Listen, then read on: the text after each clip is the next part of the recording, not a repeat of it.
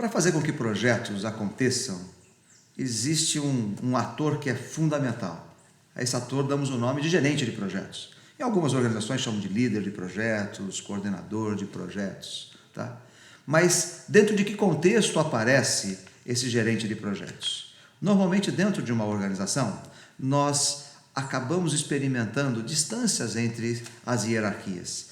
Alta administração, média administração, a área mais operacional. Só essa nomenclatura, esse título que damos já os torna um pouco distantes.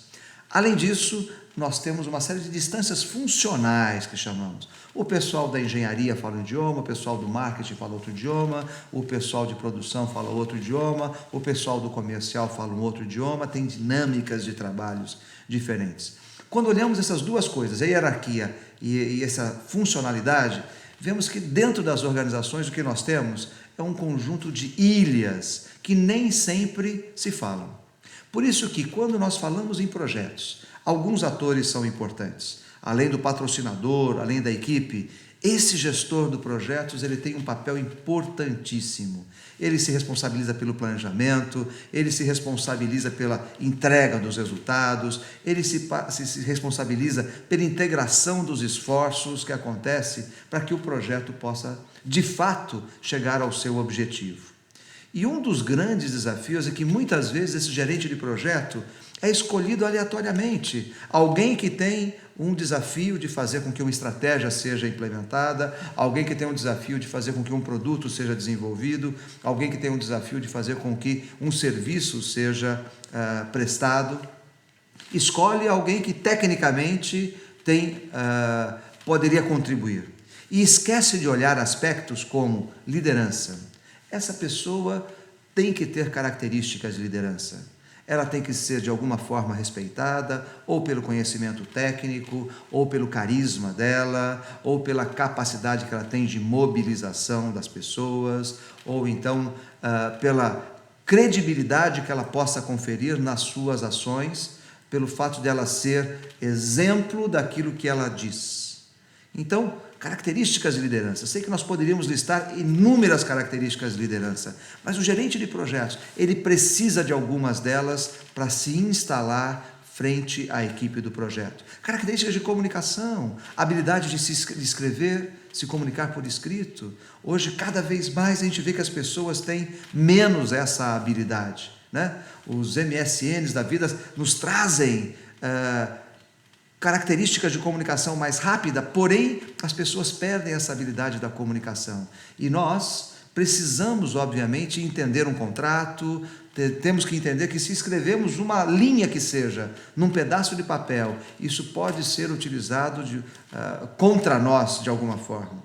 Entender que a comunicação verbal não é simplesmente a escolha de palavras, mas sim o tom de voz, a linguagem corporal, a entonação que você dá.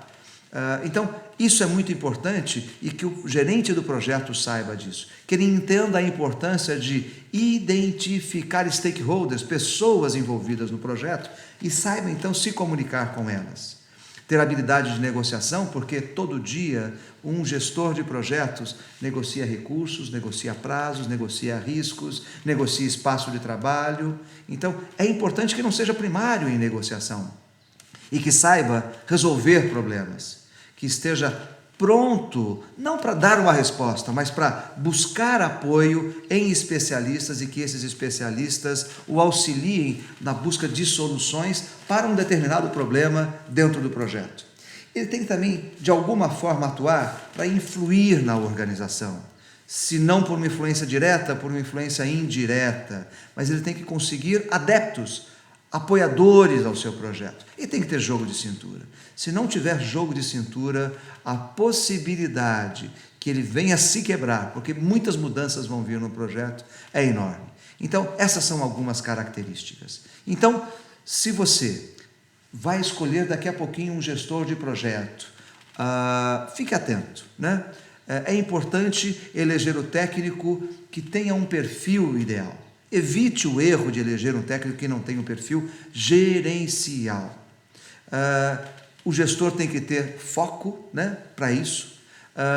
Ele tem que ter liderança, Você tem que fazer muitas vezes o coach das pessoas que fazem parte do time. Então, características para isso são importantes. E o gestor não deve ficar órfão. Ele deve ter sempre um patrocinador, alguém que o apoie, tá? E não deve ser, de fato, um castigo para uma pessoa ter que gerenciar um projeto. Daí, então, nós escolhermos pessoas que tenham essas habilidades que nós mencionamos: liderança, comunicação, negociação, solução de problemas, jogo de cintura ou flexibilidade e influência na organização.